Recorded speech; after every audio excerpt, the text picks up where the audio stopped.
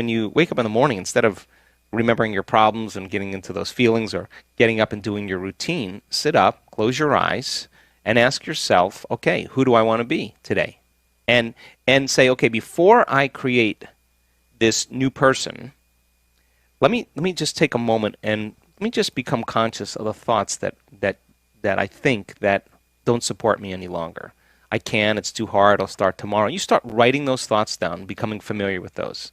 Then you review your behaviors, even how you speak. Do you complain? Do you make excuses? Do you feel sorry for yourself? Do you procrastinate? Do you judge other people? Just get a list and write those down. Look at the emotions that cause you to fall to a lower denominator every day.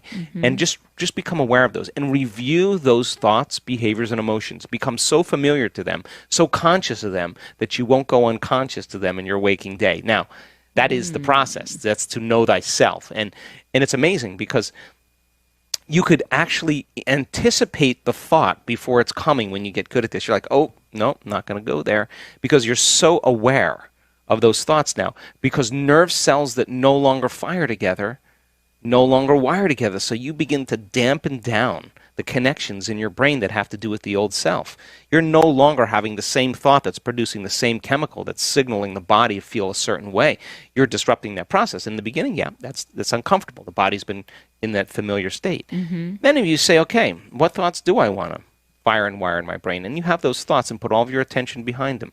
What behaviors? How am I going to be with my husband? How am I going to be at work? How am I going to be on the phone today? Who am I going to make a difference with? And start to review. Just review. Think about and plan who you're going to be. What if you create that person and you think that they don't want that person around? Well, I mean, it's always within reason. It's not about them. It's about you. It's about who you're going to be with them. And you can't control, I mean, anybody is free will, but what you can control or regulate is who you're going to be. So then, and then you say, okay, what emotions am I going to live by the entire day? Let the test begin. That no person, no thing is going to steal my joy today. I'm not going to mismanage my attention and lose the love that I feel now. And you start working on those emotional states and just say, I'm not getting up until I feel that feeling. Now, that little small exercise of just deciding who you no longer want to be and reviewing who you do want to be takes 20 minutes. And you get up and you feel better. And your body begins to make a whole different set of chemicals, a whole pharmacy of chemicals that really start to make you see reality differently. We don't see things how they are. We see things how we are. So when you change who you are, you're going to get a broader spectrum of the way the world really is. And look, people who are unhappy with themselves are unhappy with everybody. People who hate other people, they hate themselves. People who judge other people, they're always judging themselves. People who love themselves love other people. People who are happy with themselves are happy with other people. And you can say to me, well, it was this person or that thing that did it to me 25 years ago.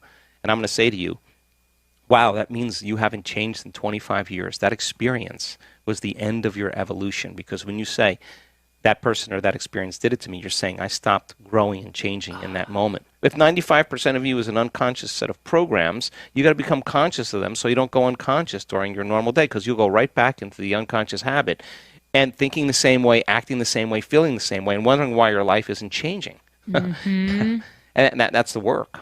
Look, when you start opening your heart, the research that's done on the heart, when you start feeling an elevated emotion, the heart starts beating coherently. When you're frustrated, when you're resentful, when you're impatient, your heart is beating very incoherently. It's like stepping on the gas pedal and stepping on the brake at the same time. The heart's going to run, fight, or hide, and here you are sitting there with a smile on your face, and your body is going through all these chemical reactions. The heart is beating incoherently. When you start practicing moving energy back into your heart, start opening your heart, and it starts beating more coherently, it produces a measurable magnetic field that's up to 3 meters wide. Now, you're emitting a signal. That energy is frequency, and that frequency carries information, which means now that frequency can carry the thought of your health. It can carry the thought of your wealth. It's consistent with it. Suffering is not going to carry the thought of your health. It's not the same frequency. It's a different frequency. It carries the thought of, I'm a victim, or my life's never going to change. That's the energy. So every thought has a frequency. So then, and they add up. They start creating form. So we've measured the energy in the room. We've actually done this. And we've taken 750 people, 1,000 people, and we've had them practice opening their hearts, elevating their energy. And then we have 40 people or 50 people sitting in the front of the room with their eyes closed wearing a heart rate monitor. And we say, okay, send the thought on that loving energy, on that elevated emotion, that their bodies be healed, that their lives be enriched, their dreams come true, that they have mystical moments. And just do it for 10 minutes. And all of those people sitting with their heart rate monitors, the majority of them, their hearts go into heart coherence at the exact same time, at the exact same day, in the exact same meditation. So they're receiving a frequency, and we are bound by an invisible field of energy. And what binds us, connects us, is love. That's what creates connection. Fear, prejudice, anger, hatred, violence, suffering, they create separation. That's when you draw from the field. You're drawing from your vital life force around your body, and you're turning it into chemistry. And the field around your body is shrinking. Now, you feel separate from everyone and everything. And when you feel more like matter and less like energy, you're going to try to force outcomes and try harder and fight for it more and manipulate and cheat or do whatever you compete, do whatever you have to do to get it, right? Because you're matter trying to change matter. When you start elevating your emotional state and you start broadcasting new information into the field, think about this. When there's a vibrational match between your energy and some potential in the quantum field, you don't go anywhere to get it. It starts being drawn to you. You're the magnet to your destiny.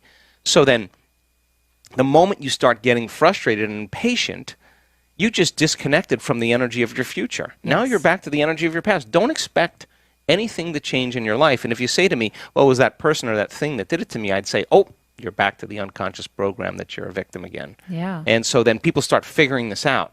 They start doing it. They start doing it because they understand when they're consistent with this energy and they can hold on to it.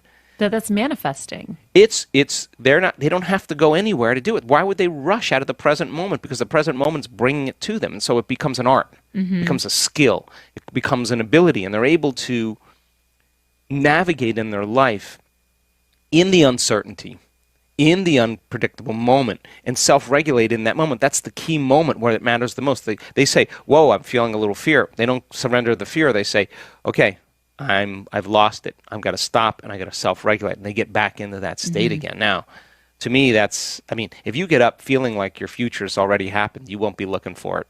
Yeah. You'll feel like you already have it. Why would you look for it, right? Yeah.